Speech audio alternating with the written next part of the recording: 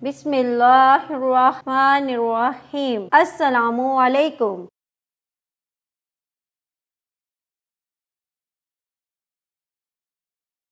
Welcome to Kanzul Iman School.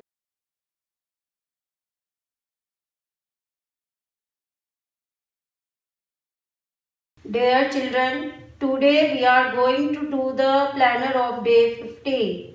English, page number 17 and 19. Math, page number 10. We are going to learn how to draw a 7 today. 7. I am going to draw a slipping line and then a slanted line, a little slanted line. 7. Again I am going to write 7, a slipping line and a slanted line. Children, do the same practice in the classwork and also in the homework.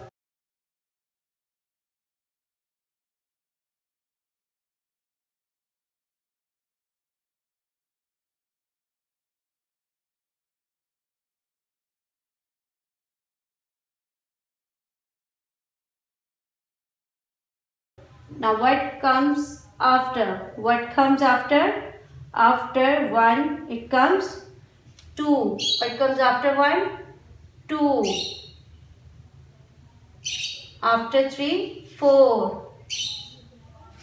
After 3, 4. Standing line, slipping line, standing line. After 5, 6.